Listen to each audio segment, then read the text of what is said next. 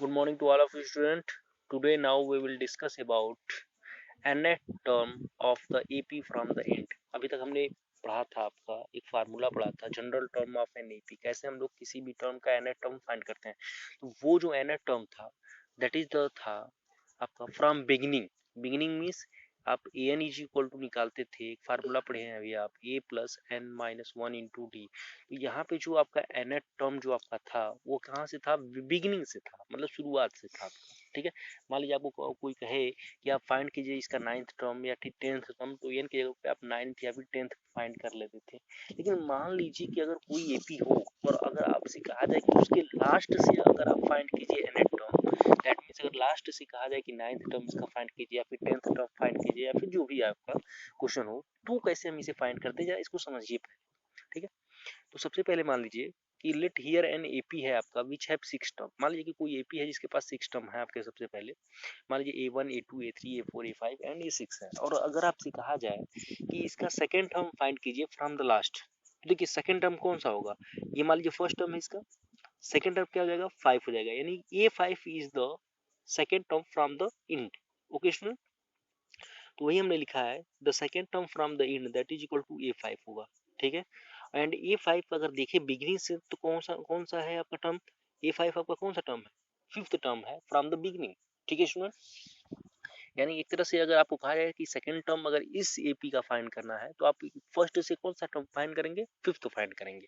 ठीक है, तो अगर हमें ये कैसे पता चले कि ये जो टर्म है वो फर्स्ट से कौन सा टर्म हमें निकालना है। ठीक है, मान लीजिए इंड से तो कह रहा है कि सेकंड होना चाहिए, लेकिन हम कैसे पता करें कि आपका फर्स्ट से कौन सा टर्म होना चाहिए। ठीक है स्टूडेंट, तो अगर इसको अगर आप देखें तो क्या ये बताइए, A5 को क्या हम लोग लिख नहीं सकते हैं, A5 को हम लोग लिख सकते हैं ए आपका 6 माइनस टू प्लस वन, इसे लिखा जा सकता है कि नहीं। अगर आप देखें, देखिए 6 माइनस टू करेंगे तो दैट इज इक्वल टू कितना आएगा student, 6 minus two that is equal to आ जाएगा 4, and 4 plus one that is equal to आ जाएगा 5। इस वे से आप लिख सकते हैं इसे। ठीक है, तो अगर ध्यान से जरा देखिए तो देखिए सबसे पहले इसमें नंबर ऑफ टर्म्स कितने हैं, 6, यानी कि टोटल नंबर ऑफ टर्म कितने हैं, 6।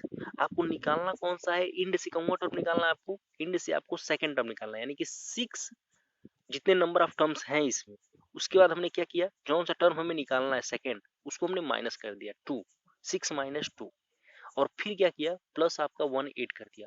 तो जो हमें टर्म चाहिए फ्रॉम लास्ट वो हमें मिल जा रहा है। ध्यान से समझिए एक बार सुनिए, आपके पास मान लीजिए कि कोई आपका एपी है जिसमें 6 टर्म है, A1 A2 A3 A4 5 A5 A6। ठीक है, आपसे कहा जा रहा है कि सेकंड टर्म फाइंड कीजिए फ्रॉम द इंड, तो पहला टर्म ये हो जाएगा A6, सेकंड टर्म हो जाएगा आपका A5। ठीक है, क्लियर है। तो सेकंड टर्म जो A5 है वो बिगिनिंग से यानी कि शुरुआत से ये कौन सा टर्म है, A5। ठीक है, तो इसे आपको फाइंड करना है कि कैसे, क्या बोलते हैं कि ये जो है आपका A5 होगा। ठीक है, तो अगर मान लीजिए कि अगर देखें second term from the end है that is equal to A5 है, तो A5 को आप लिख सकते हैं कि नहीं इस वे से, A 6 minus two plus one, 6 minus two यानी कि 4, and 4 plus one that is equal to क्या हो जाएगा आपका स्टूडेंट, 5 हो जाएगा। यानी A5 को हम लोग लिख सकते हैं ए 6 माइनस टू प्लस वन। तो 6 सबसे पहले दे रहा है यहाँ पे, देखिए तो यहाँ पे क्या है, 6 क्या है, टोटल नंबर ऑफ इसमें टर्म्स है, जितने भी नंबर ऑफ टर्म्स है उतने आप लिखेंगे, फिर माइनस करेंगे जो आपको टर्म निकालना है। ठीक है, तो कौन सा टर्म हमें निकालना है, सेकंड निकालना है, यानी कि 6 माइनस टू कर दिए। ठीक है स्टूडेंट, तो 6 माइनस टू, और फिर आपने क्या किया, एक ऐड कर दिया, तो आपको मिल गया आपको जो टर्म आपका निकालना था सेकंड टर्म। ठीक है, तो अगर यहाँ से अगर ध्यान से देखा जाए तो देखिए 6 टर्म है हमारे पास। ठीक है, हमने क्या किया कि ये जो 6 टर्म है इसमें से हमने क्या किया कि 2 को माइनस कर दिया, तो बचे हमारे पास कितने टर्म, ये 4 टर्म बच गए। ठीक है स्टूडेंट, और इसमें हमने जब एक ऐड किया तो हमें सेकंड टर्म मिल गया आपका फ्रॉम द एट। ठीक है, सेम फार्मूला होता है आपका, इस वे से आपका ये होता है। तो इस तरीके से इसका इस यहाँ के लिए मान लीजिए कि 6 अगर आपके पास एलिमेंट्स हैं एपी में, तो आप इस तरीके से इसे लगाते हैं, 6 माइनस टू प्लस वन कर देते हैं फ्रॉम द बिगिनिंग। ये जो आपका 6 माइनस टू प्लस वन जो होगा, एक तरह से देखा जाए, देखिए ये क्या हो जाएगा आपका, which is 6 minus two plus one nth term from the beginning, यानी A5 जो होगा वो कहाँ से होगा, फ्रॉम द बिगिनिंग होगा। और बिगिनिंग के लिए आप लोग फार्मूला पढ़े हुए हैं कि A5 की वैल्यू क्या होती है, A5 इज इक्वल टू होता है आपका student A plus 5 minus one into d. ठीक है, तो इस तरीके से आप इसे सॉल्व कर सकते हैं। अगर मान लीजिए लेट कीजिए, फिर से समझिए जरा कि लेट मान लीजिए कि आपके पास हियर एन एपी है आपके पास विच है 20 टर्म है। मान लीजिए कि आपके पास एक ऐसी एपी है जिसके पास 20 टर्म है और आपसे कहा जाए कि इसका एट्थ टर्म फाइंड कीजिए फ्रॉम द इंड। आपको इंड से एट्थ टर्म फाइंड करना है। ओके स्टूडेंट, तो सबसे पहले आप क्या कीजिए, मान लीजिए कि अगर आपके पास 20 टर्म है तो सबसे पहले क्या कीजिए कि 8 टर्म आपको निकालना है। ध्यान से समझिएगा, ये हो गया first, second, third, fourth, fifth, six, seven और 8, यानी ये 13 इसका क्या हो जाएगा, एट्थ टर्म हो जाएगा फ्रॉम द इंड। ठीक है स्टूडेंट, अगर ध्यान से अगर इसे एक बार में अगर कहा जाए कि हम कैसे इसे निकाल रहे हैं, तो देखिए सबसे पहले हमारे पास कितने टोटल नंबर ऑफ टर्म्स है, 20 है।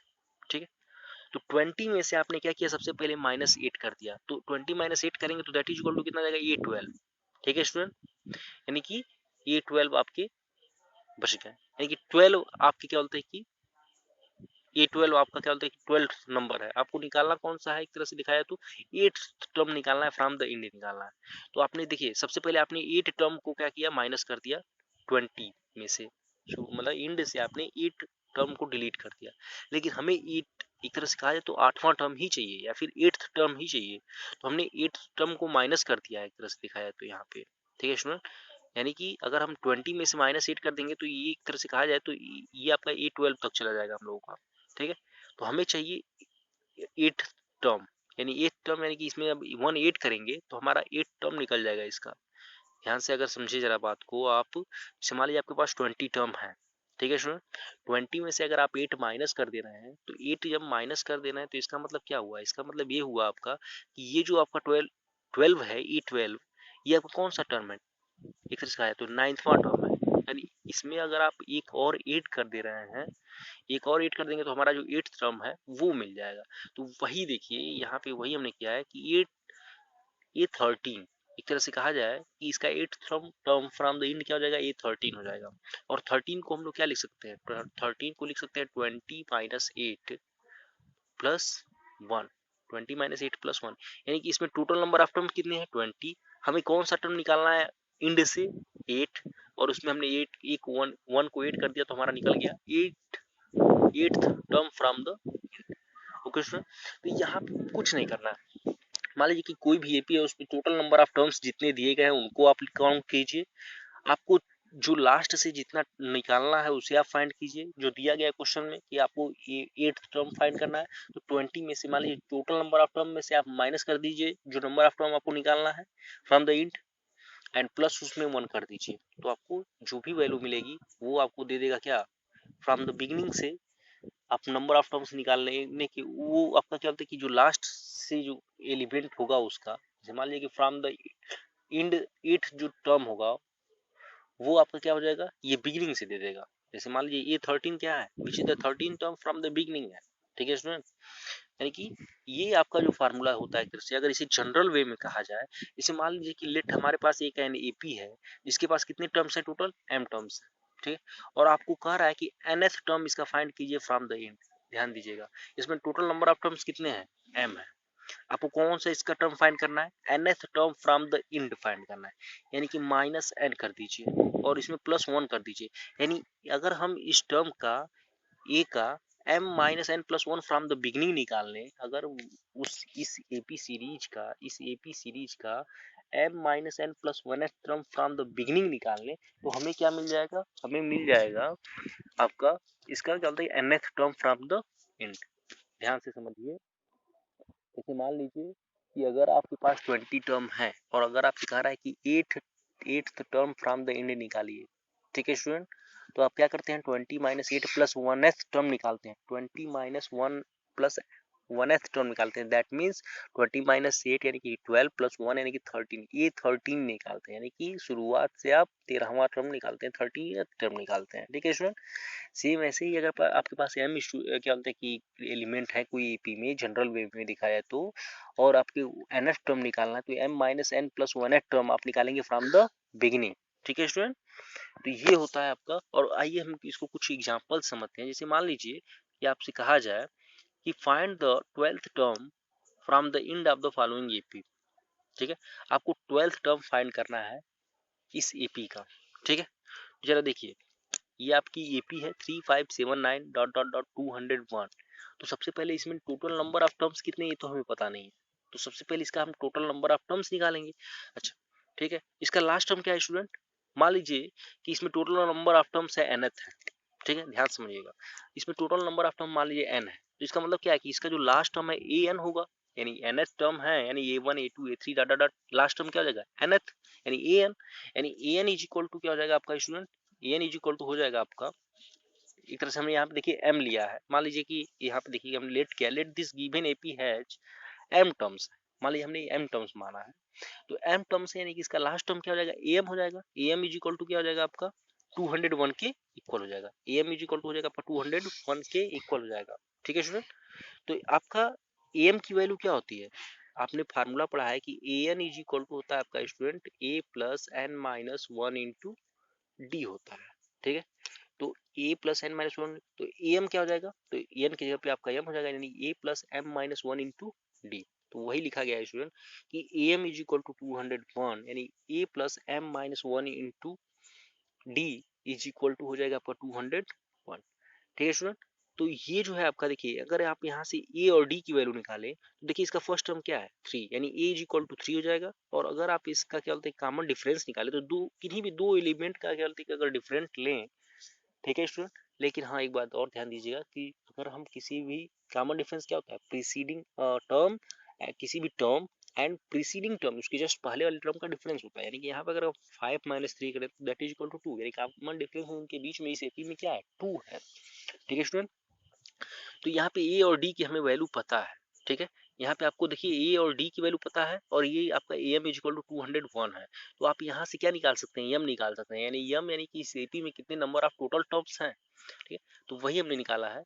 देखिए यहाँ पे ए और डी की हमने वैल्यू पुट कर दी, ए की वैल्यू 3 थी, डी की वैल्यू 2 थी, हमने पुट किया, और ये आपका 201 के इक्वल था, a plus M minus one into d, इसे हमने सॉल्व किया तो m की वैल्यू मिल गई आपकी 100, यानी कि जो हमारे पास एपी है उसमें टोटल नंबर ऑफ टर्म्स कितने हैं, टोटल नंबर ऑफ टर्म्स हैं आपके 100 टर्म्स हैं, ठीक है। तो वही हमने लिखा है कि दिस एपी है 100 टर्म्स, दिस एपी है 100 टर्म्स, इस एपी के पास कितने नंबर ऑफ टर्म्स है 100 टर्म्स है। Now we want to find 12th term from the end, हमें क्या फाइंड करना था स्टूडेंट, क्वेश्चन आपका ये कह रहा था कि 12th टर्म फाइंड कीजिए, देखिए find the 12th term from the and, ठीक है स्टूडेंट, 12th टर्म आपको फाइंड करना है फ्रॉम द एंड, तो आप बताइए टोटल आपके पास नंबर ऑफ टर्म्स कितने हैं 100 है, और आपको फाइंड क्या करना है 12th टर्म फाइंड करना है फ्रॉम द एंड, तो इसके लिए फार्मूला क्या होता है, मान लीजिए m टर्म्स हैं आपके पास, ठीक है, nth term from the end find करना है, तो m minus n plus one term निकालते थे फ्रॉम द बिगिनिंग, ठीक है स्टूडेंट।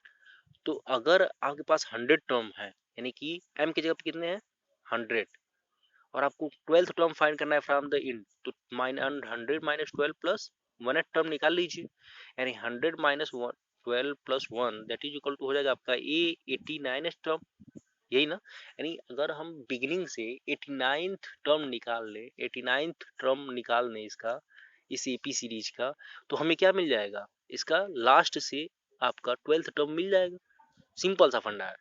तो ए 89th टर्म का फार्मूला देखिए, a n is equal to क्या होता है a plus n minus one into d, आप जानते हैं कि अगर कोई भी general term of an AP निकालते हैं हम लोग, तो a n is equal to क्या होता है a plus n minus one into d, ठीक है। तो ए 89 इक्वल टू क्या हो जाएगा a plus 89 minus one into d, यानी कि ए प्लस 88 इंटू डी, यानी कि ए की वैल्यू क्या है 3 एंड 88 इंटू टू, डी की वैल्यू क्या है 2, तो ये आपका दे देगा 179, यानी इस तरीके से आपका ये मिल गया कि 12th term from the end that is equal to हो गया आपका 179 होगा।